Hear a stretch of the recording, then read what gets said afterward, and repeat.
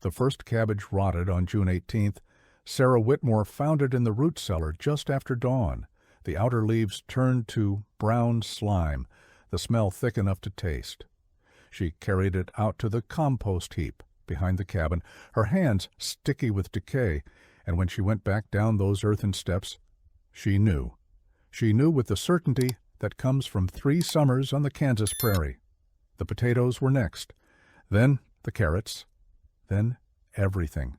It was 1859, and the Whitmore family had staked their claim on a bend of the Republican River where the cottonwoods grew thick and the soil ran black and rich for 3 feet down. Thomas Whitmore had broken the sod himself, turning prairie grass that had never known a plow, planting seeds his father had given him before they left Pennsylvania. The crop that first year was beyond anything they dared hope for. Cabbages the size of a child's head, potatoes so abundant they'd filled 8 barrels, carrots, turnips, beets, onions.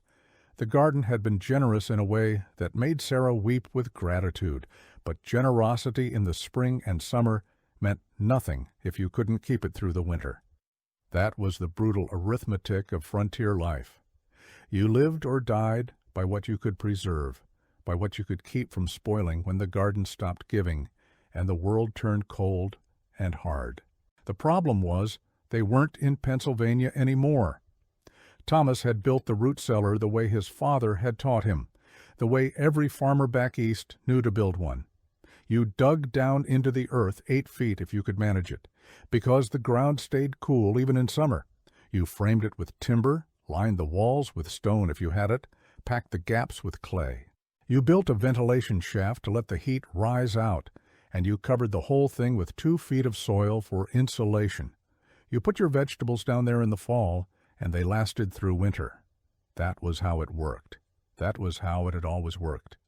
Except here, on the Kansas prairie, it didn't work. The heat was different here. Back in Pennsylvania, a hot summer day might reach 85 degrees, maybe 90 if you were unlucky. Here, the thermometer Thomas had hung by the cabin door regularly climbed past 100. The sun didn't just warm the air, it hammered down with an intensity that made the horizon shimmer and dance. The wind, when it came, didn't bring relief. It came hot and dry off the plains to the west, sucking moisture from everything it touched, turning lips to leather, and making plants curl in on themselves like wounded things. Sarah descended into the root cellar again, carrying a lantern, though it was full daylight outside. The earthen steps were worn smooth already from their daily trips down. The air below was cooler than outside, yes, but it wasn't the crisp, stable cool of a Pennsylvania root cellar. It was thick, close, somehow wrong. She checked the potatoes stored in their wooden bins, turning them over with practiced hands. 3 more had gone soft, developing that distinctive give that meant rot was spreading inside. She pulled them out. By next week, maybe a dozen more would be the same. The ventilation shaft Thomas had built wasn't working right. Oh, it vented. But what it seemed to vent was the cooler air from below, sucking it up and out, while the heat from above seeped down through the earth. The soil here wasn't like Pennsylvania soil. Back east, you had that dense, rocky earth full of clay that held the cold and kept it stable. Here the soil was lighter, sandier in places, and the sun penetrated deeper than he'd expected. By afternoon, you could feel warmth radiating from the walls of the root cellar itself. Thomas had tried everything he could think of. He'd piled more soil on top, thinking more insulation would help. It didn't. The extra weight just seemed to compress the earth and make the heat transfer more efficiently. He'd adjusted the ventilation, making the shaft narrower, then wider, then adding a second one. Nothing changed the fundamental problem. The earth here didn't hold the cold the way it did back east. And in high summer, with temperatures soaring past 100 degrees for weeks at a time, the root cellar became less of a refrigerator and more of a slow oven. By July, they'd lost a quarter of their stored vegetables. Sarah took to checking the cellar 3 times a day, pulling out anything that showed the first signs of spoilage before it could spread to the others. She'd started a rotation, bringing up whatever looked most vulnerable and cooking it immediately, even if they weren't ready to eat it. She made soups that they ate hot in the blazing afternoon heat. She boiled potatoes and mashed them with the last of their butter. She cooked cabbage until the cabin smelled like sulfur and desperation. But you couldn't eat everything fast enough. The mathematics were cruel. They had 8 barrels worth of stored vegetables, a family of 5, eating 3 meals a day, consuming maybe 10 pounds of vegetables between them. That was 70 pounds a week.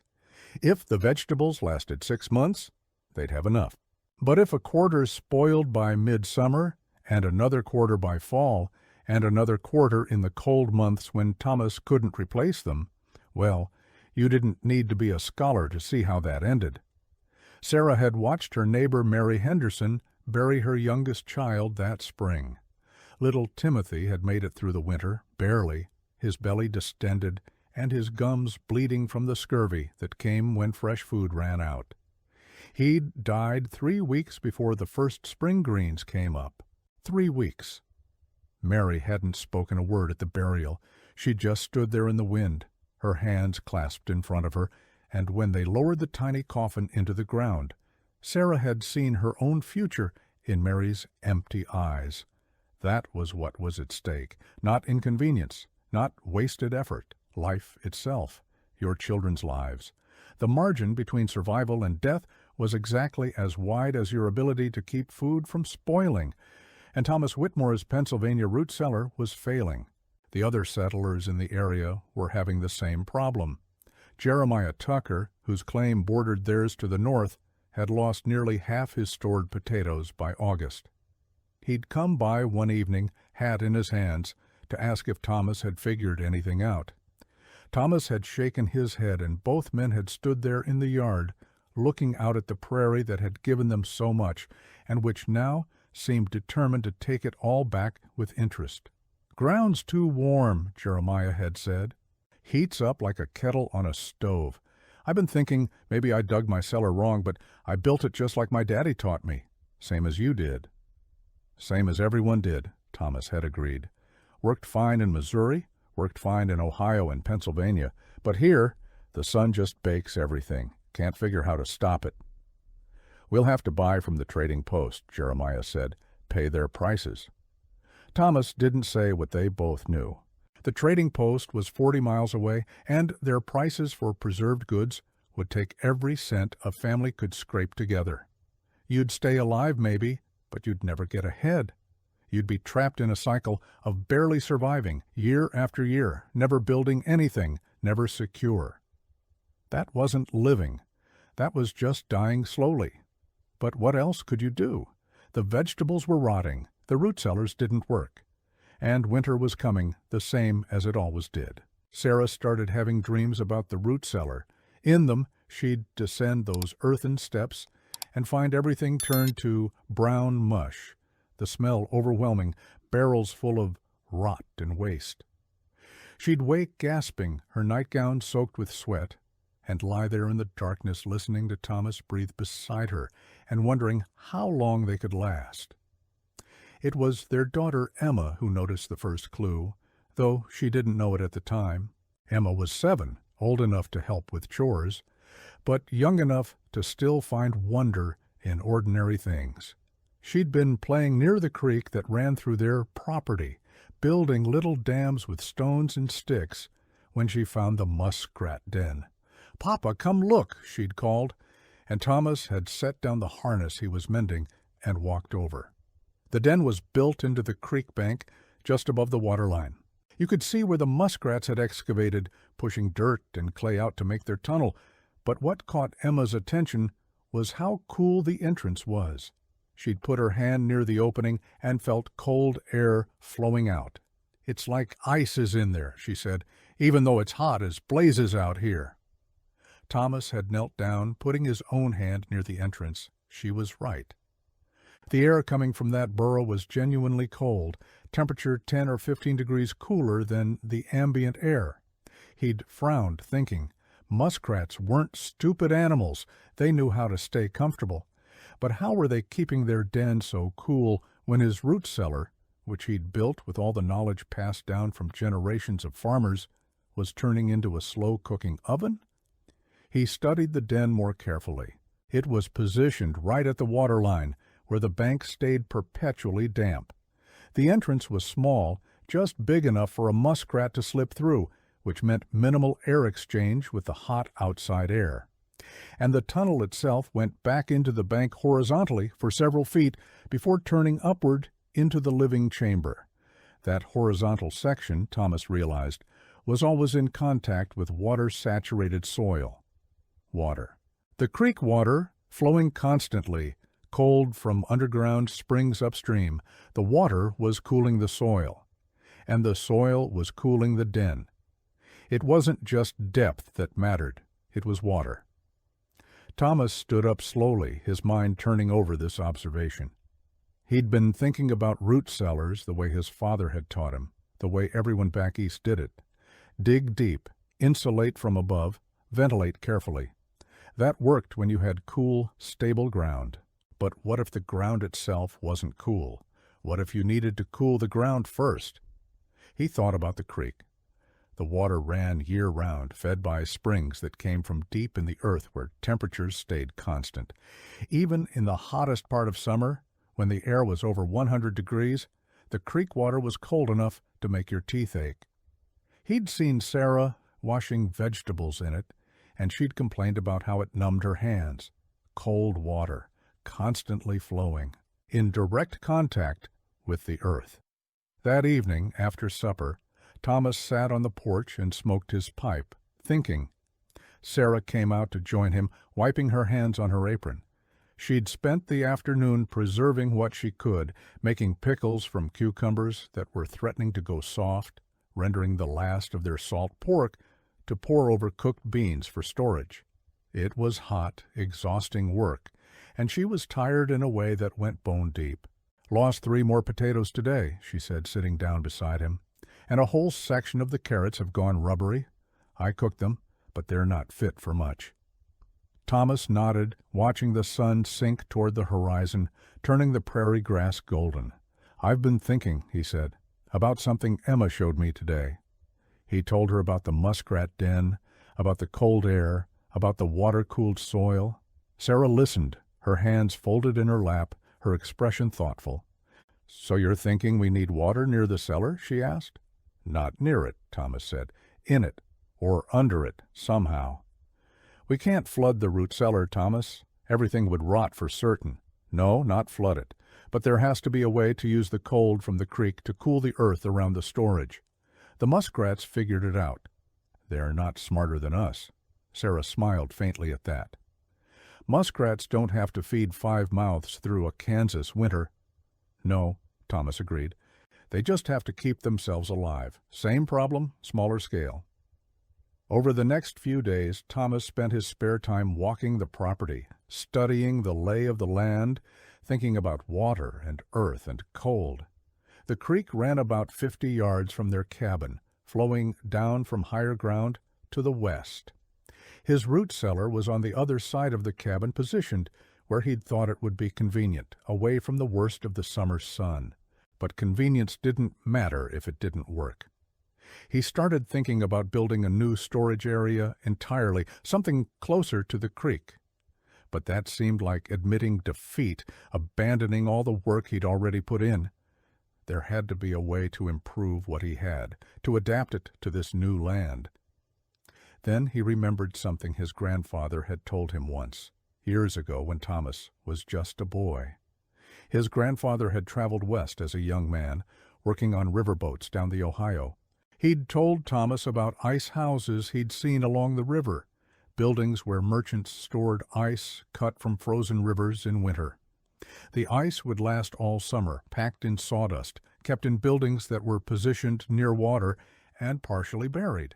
Thomas had been fascinated by the idea that you could save winter's cold and use it in summer. But what had his grandfather said about how they built those ice houses? Thomas tried to remember. Something about the foundation. Something about how they positioned them. The memory was foggy, decades old, filtered through a child's incomplete understanding. It came to him one night suddenly as he was drifting off to sleep. His grandfather had said they built the ice houses so the floor was at the same level as the water table. That way, the earth beneath was always saturated with cold water seeping through. The ice above, the cold earth below, and the combination kept temperatures stable even in brutal summer heat. The water table, the level at which the ground was naturally saturated with groundwater. Thomas sat up in bed, his heart beating faster. Sarah stirred beside him but didn't wake. He lay back down, but sleep was impossible now. His mind was racing, turning over possibilities. The problem with his root cellar wasn't just the heat from above, it was the lack of cold from below. The ground was warm because there was no constant source of cold to counteract the sun's heat. But if he could tap into the water table, if he could bring that cold, stable temperature up into contact with his storage area, he might be able to create the same effect the muskrats had in their den. The next morning he went out to the root cellar and started digging a test hole. Not in the cellar itself, but about 10 feet away, where the ground sloped down toward the creek. He wanted to know how deep the water table was here. He dug 3 feet down. Dry soil, darker as he went deeper, but still dry. 4 feet, 5 feet. At 6 feet, the soil started feeling damp. At 7 feet, water began seeping into the hole, slowly filling the bottom. He watched it for an hour, seeing the water level stabilize about 8 inches from the bottom of the hole, 7 feet down. That was deep, but not impossible. And once you reached it, you had access to groundwater that stayed cold year-round. But how could he use this? He couldn't flood his root cellar. He couldn't dig it deeper. The walls would collapse, and anyway, he'd already filled it with stored vegetables. Whatever he did had to work with what he already had. He thought about the ice houses again, about how they positioned the floor at water table level. But those were new buildings, designed from the start with that in mind. His cellar was already built. Then another memory surfaced, this one more recent. He'd met a man in Kansas City, a German immigrant named Friedrich, who'd been a brewer back in Bavaria. Friedrich had talked about keeping beer cold in summer, about the cellars they built in the old country, not cellars that were just dug into the earth, but cellars that had channels, stone channels, filled with cold spring water that ran along the walls.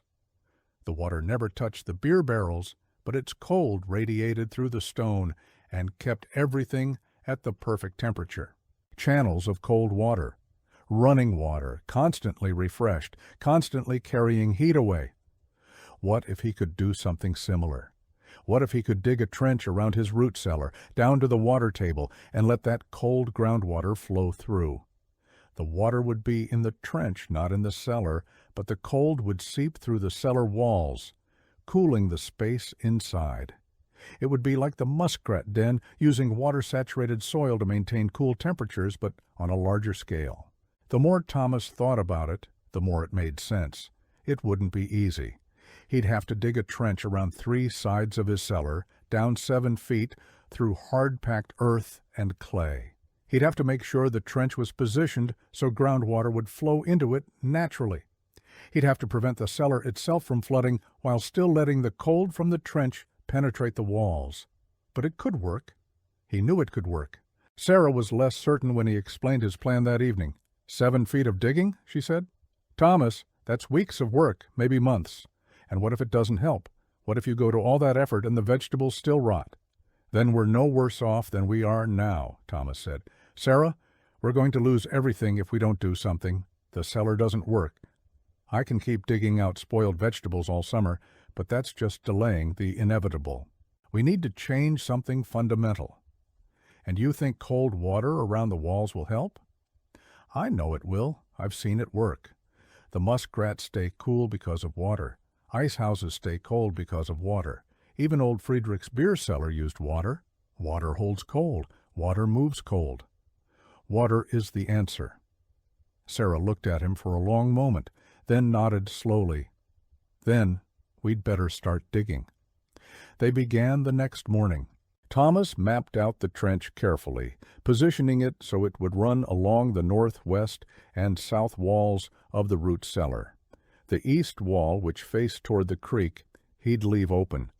That would be the downslope end, where water could drain if needed. He marked the boundaries with stakes and string, and then he started digging. It was brutal work. The first 3 feet weren't too bad, the soil loose enough to move with a spade. But deeper down, he hit clay, dense and stubborn, that had to be broken up with a pick before he could shovel it out. His hands blistered, then calloused. His back ached in ways he'd never experienced. Each evening he could barely stand straight, and Sarah would rub his shoulders with liniment while he groaned, but he kept digging. Sarah helped when she could, taking turns with the shovel, hauling buckets of excavated earth away from the site. Emma and the younger children carried water from the creek so their parents could drink and cool themselves. Even 7-year-old Emma understood that this was important, that their survival might depend on what Papa was building. Jeremiah Tucker came by one afternoon, found Thomas shoulder-deep in a trench, covered in sweat and clay, and asked what in God's name he was doing. Thomas climbed out, wiping his face with a rag, and explained about the muskrats, about the water table, about his plan to cool the cellar using cold groundwater. Jeremiah listened, his expression growing increasingly skeptical. When Thomas finished, Jeremiah shook his head slowly.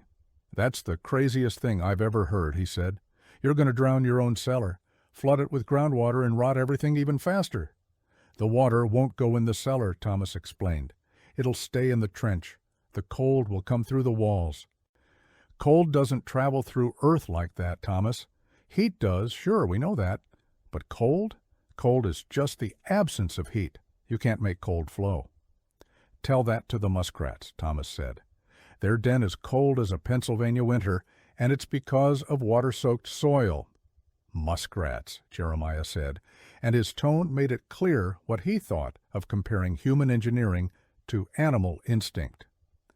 "Thomas, I say this as a friend. You're wasting your time and energy on a fool's errand.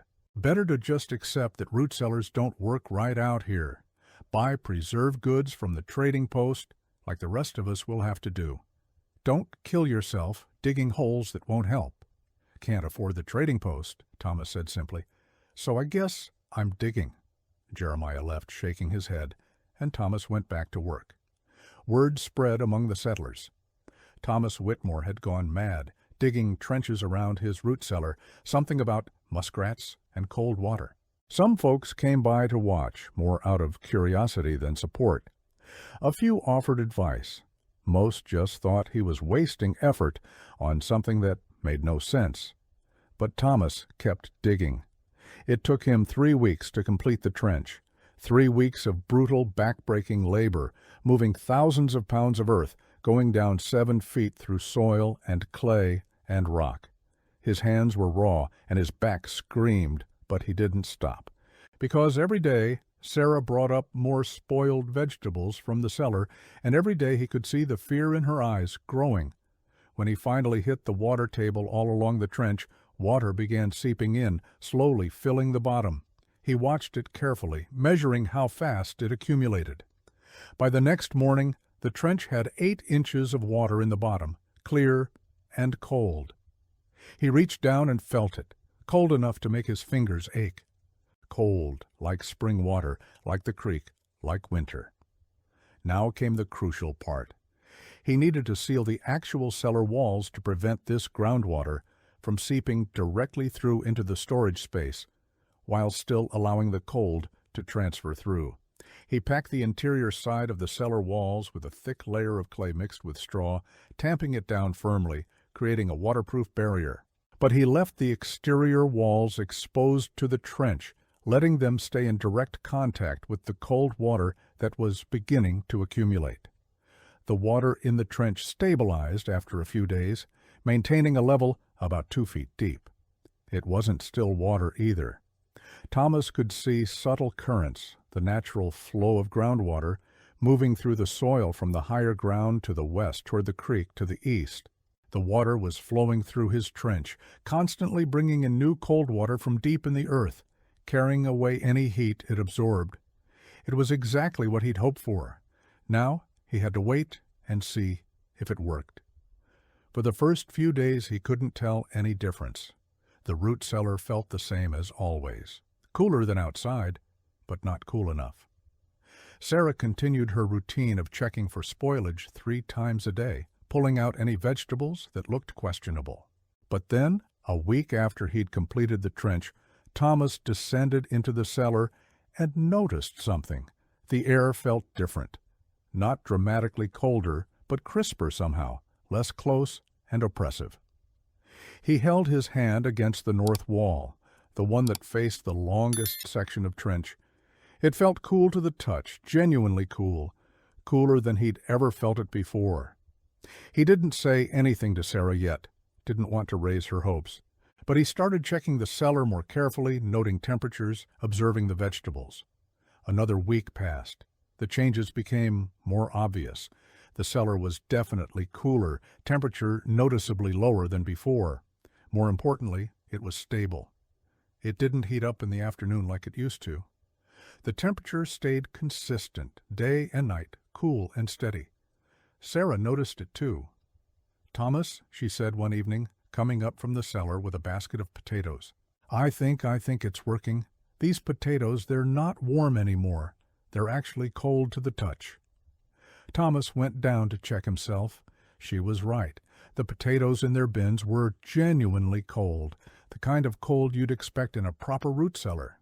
He picked up a cabbage, firm, solid, not a hint of the soft rot that had been plaguing them.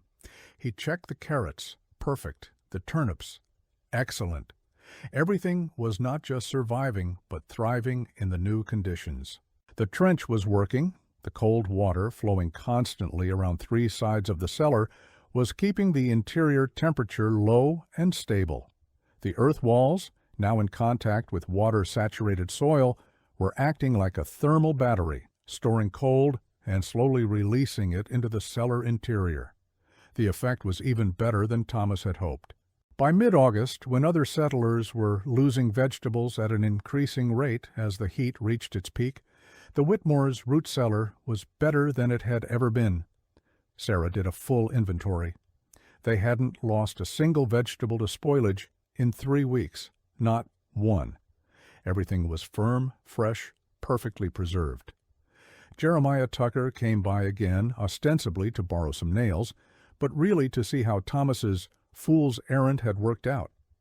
Thomas invited him down into the cellar. Jeremiah descended the steps, and Thomas watched his expression change as he reached the bottom. "Good Lord," Jeremiah said, "it's actually cold down here, cold like a proper cellar." "Told you," Thomas said. But he said it gently, without pride or mockery. "Water holds cold, water moves cold. Once I figured that out, the rest was just labor." Jeremiah ran his hand along the wall, feeling the cool earth. "So the water in that trench, it's keeping this whole space cold?" "Constantly," Thomas explained. "Groundwater comes in from the west, flows through the trench, carries away any heat, and drains toward the creek. It's always fresh, always cold, always moving, like building the cellar inside a cold spring." "I'll be damned," Jeremiah said. "You actually did it." Word spread faster than Thomas expected.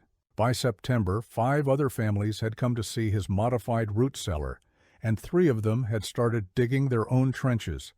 Thomas shared everything he'd learned, the ideal depth to reach the water table, how to position the trench for natural water flow, how to seal the interior walls while keeping the exterior exposed.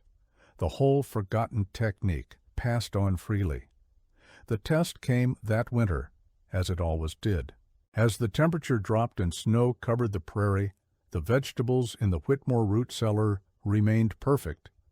The cold water in the trench froze solid by December, but even that helped. Ice is an excellent insulator from extreme cold, and the mass of ice around the cellar helped maintain stable temperatures inside, preventing the vegetables from freezing while keeping them perfectly chilled. In February, when supplies were usually getting scarce and families started rationing carefully, Sarah served roasted potatoes that were as firm and delicious as the day they'd been harvested. She made cabbage soup with cabbages that had no rot, no soft spots, nothing but solid, fresh vegetables. Thomas looked around the table at his family, all of them healthy, none showing the signs of scurvy or malnutrition that he'd seen in other families, and he felt something tighten in his chest. They'd made it. They'd survived not just because they worked hard, but because Thomas had paid attention, because he'd observed, learned, and adapted, because he'd been willing to think differently. That spring, when the planting season came around again, Thomas helped Jeremiah dig his own water-cooled root cellar trench. Then he helped the Hendersons, then the Swansons. By the time summer arrived, 8 families in the area had modified their storage cellars, and all of them made it through the following winter without losing more than a handful of vegetables to spoilage. The technique spread. Settlers talked to settlers, shared knowledge at church gatherings and town meetings. What had been a forgotten approach, something that perhaps the Germans had known about, something that Native Americans had understood about earth and water, something that animals instinctively practiced, became standard practice on the Kansas prairie. Within a few years, almost every homestead that could access groundwater had built water-cooled storage. The trading post noticed the change. Families weren't coming in desperate to buy preserved goods at inflated prices. They were self-sufficient, able to keep their own harvests fresh and available year-round. The balance of power shifted, just slightly, in favor of the people who actually worked the land. But the real gift wasn't just the technique itself, it was the lesson behind it. Thomas Whitmore hadn't solved his problem by trying harder with the old method. He hadn't just dug his Pennsylvania-style root cellar deeper or added more insulation. He'd observed the world around him, paid attention to how animals survived, remembered fragments of knowledge from different sources, and combined them into something new, or rather, something old that had been forgotten and needed to be remembered. The frontier demanded that kind of thinking. It punished those who assumed their old ways would work in new places. It rewarded those who watched, learned, and adapted. The land itself was the teacher, if you were willing to be a student. The animals showed you their secrets, if you paid attention. The old knowledge from other cultures, other lands, other ways of living, all of it was valuable, if you were humble enough to learn. Thomas Whitmore's water-cooled root cellar wasn't genius. It wasn't some miraculous invention. It was observation combined with memory, hard work, combined with humility, and a willingness to try something that others called foolish. It was the recognition that cold doesn't just happen. You have to understand what creates cold, what holds cold, what moves cold, and once you understand those principles, you can work with them instead of against them. Years later, after the Whitmores had prospered and built a larger house, after their children had grown and started families of their own, Thomas would sometimes take his grandchildren out to see that old root cellar. The trench was still there, still filled with cold groundwater, still doing its job. The cellar itself had been expanded and improved, but the principle remained the same. Water and earth working together, creating the conditions for preservation and survival. Your grandmother and I almost starved that first summer, he'd tell them, though that wasn't quite true. They wouldn't have starved. They would have had to leave, to give up their claim, to admit defeat. But we learned something important. We learned that the answer to our problem wasn't in the knowledge we brought with us. It was in the land itself, if we were willing to see it. The creek was trying to teach us. The muskrats were showing us. We just had to pay attention. The children would nod, only partially understanding, but the lesson was there, planted like a seed. Watch closely. Learn from everything. Don't assume your way is the only way. Respect the wisdom that comes from observation rather than assumption. These were the principles that had built not just root cellars, but entire lives on the frontier. Other pioneers developed their own variations. Some used springs instead of groundwater. Some built stone channels like the old German beer cellars. Some positioned their cellars in creek beds, partially submerged, using flowing water directly. The exact method didn't matter as much as the understanding behind it. Once you grasped that water is a medium for cold, that it can store and transport thermal energy just as surely as it can store and transport liquid, you could design storage that worked with your specific conditions. The Native Americans had known this all along, of course. The tribes that had lived on these plains for generations had their own methods of preservation, their own ways of keeping food fresh through the brutal summers. They used underground storage in specific locations, near streams, in areas where the earth stayed naturally cool. They understood the relationship between water, earth, and temperature. Thomas and the other settlers weren't discovering new knowledge. They were rediscovering very old knowledge that their own culture had partially forgotten in favor of standardized methods that worked well in one place but failed in another. That was another lesson the frontier taught, if you were willing to learn it. The indigenous peoples weren't savages who needed to be educated. They were people who had spent generations learning to live successfully in this specific environment. They had knowledge that was invaluable, techniques that worked, understanding that settlers desperately needed. The smart ones, the humble ones, the survivors, they watched the native peoples and learned. They asked questions. They observed and adapted, and their families survived because of it. The funny thing about forgotten techniques is they're never really forgotten. The knowledge still exists somewhere, in old books, in oral traditions, in the instinctive behaviors of animals, in the ruins of ancient structures. What's forgotten is the understanding of why the technique works, the principles behind the practice. And without that understanding, you can't adapt the technique to new situations. You just blindly follow the old method, and when it fails, you're lost. Thomas Whitmore's gift wasn't that he invented water-cooled storage. His gift was that he understood the principle clearly enough to apply it in his specific situation. He didn't have flowing spring water like the old German cellars. He had groundwater and a creek. He didn't have stone channels. He had earth walls and clay. So he adapted the principle to his materials and conditions. That's the difference between knowledge and wisdom. Knowledge is knowing a technique.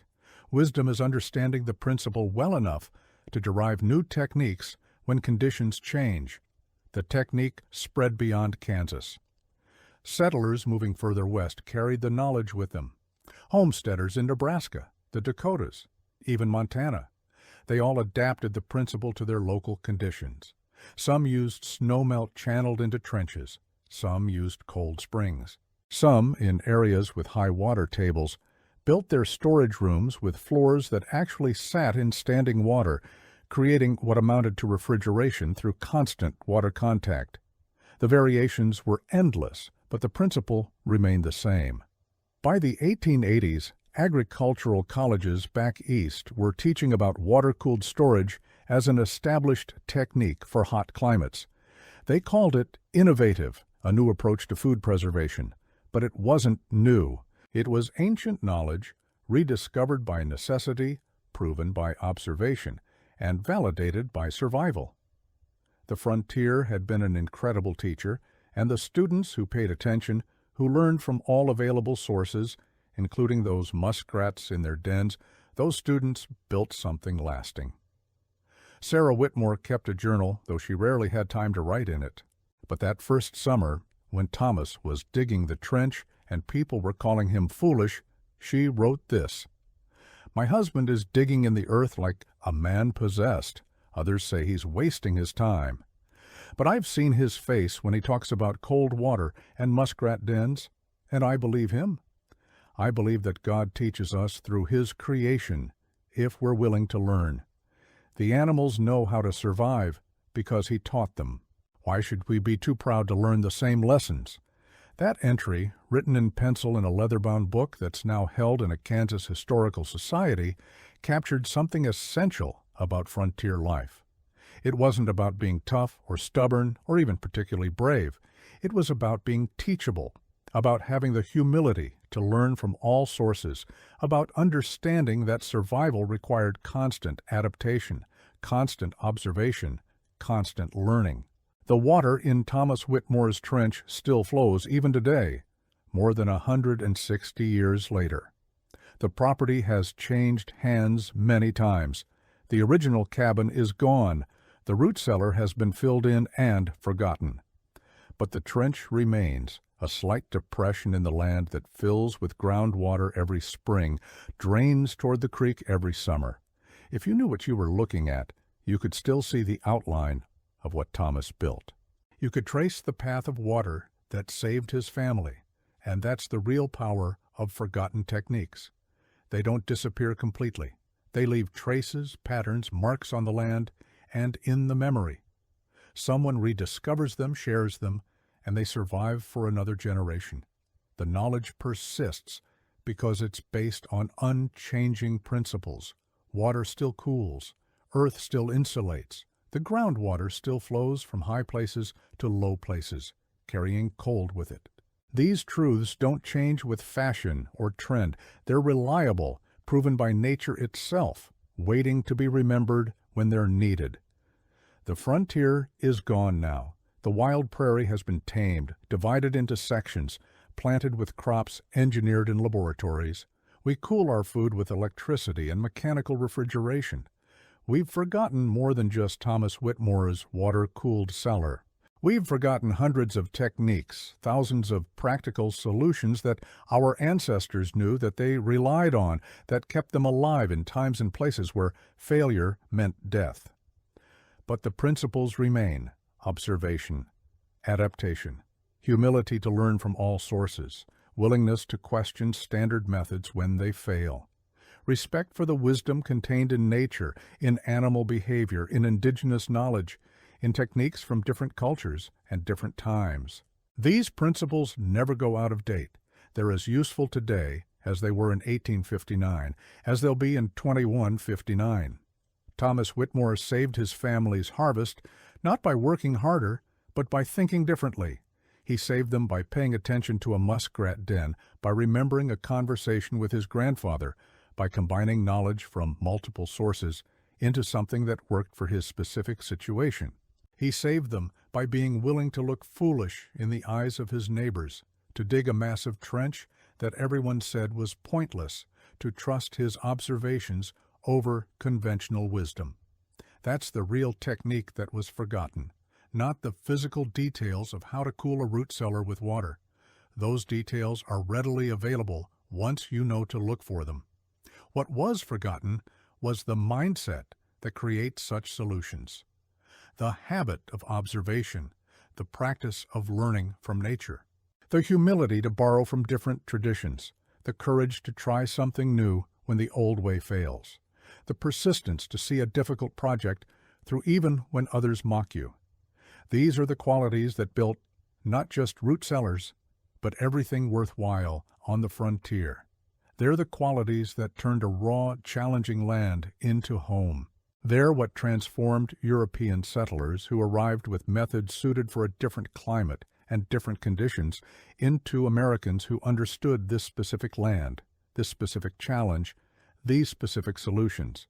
And they're still the qualities we need today whenever we face problems that our standard approaches won't solve. When the old method fails, do you keep trying the same thing harder? Or do you step back, observe, learn, and adapt? Do you assume you have nothing to learn from other sources, other cultures, other ways of thinking? Or do you stay humble enough to recognize valuable knowledge wherever you find it? Thomas Whitmore's water-cooled root cellar is a perfect example of frontier ingenuity, but it's also a perfect example of something larger. It's a reminder that the most important knowledge isn't technique. It's principle, it's understanding, it's the ability to think clearly about how the world actually works and to work with those realities rather than against them. The frontier rewarded that kind of thinking with survival. And in the end, that's still the test that matters. Not whether you followed the approved method, but whether you survived and thrived. Not whether you did things the way everyone said they should be done, but whether you solved the actual problem in front of you. The vegetables in the Whitmore root cellar stayed fresh all summer, not because Thomas Whitmore was a genius or because he had access to advanced technology. They stayed fresh because he understood a simple principle. Water can store and move cold, and if you position your storage correctly relative to cold water, you can maintain the temperature you need for preservation. That's it. That's the whole technique. Everything else, all the digging and design and adaptation to local conditions, that was just applying the principle to his specific situation. And that's the forgotten knowledge that matters most. Not the specific technique of water-cooled cellars, but the way of thinking that creates such techniques. The frontier taught that lesson to anyone willing to learn it. The land itself was a strict but fair teacher. Learn the principles, apply them correctly, and you thrive. Ignore them, cling to methods that don't fit the conditions, and you suffer. Thomas Whitmore learned. He observed. He remembered. He combined. He tested. And he shared. That's how knowledge survives. That's how forgotten techniques get remembered. Someone like Thomas pays attention, tries something new, proves it works, and then teaches others. The technique spreads. The principle is understood. The knowledge survives for another generation, and maybe, just maybe, someone today will read this story and think differently about their own problems. Maybe they'll remember that solutions often exist in nature, in observation, in wisdom from different sources. Maybe they'll be a little more humble about their standard approaches and a little more willing to learn from unexpected teachers.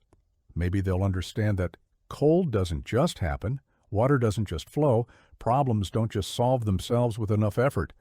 But that understanding the principles behind these things gives you the power to work with them effectively. That would be Thomas Whitmore's real legacy. Not a trench full of cold groundwater, though that was important. Not even a family that survived and prospered on the Kansas prairie, though that mattered most to him. His real legacy is the reminder that the world is always teaching us, if we're willing to be students. The muskrats knew about water-cooled dens. The Germans knew about cold water storage. The Native Americans knew about earth and water and temperature. Thomas Whitmore's wisdom was simply that he listened to all these teachers, combined their lessons, and applied them to his need. That's not forgotten technique. That's timeless wisdom. And it's just as valuable today as it was in 1859, when a man stood in the Kansas heat watching his family's food spoil and decided to learn from a muskrat.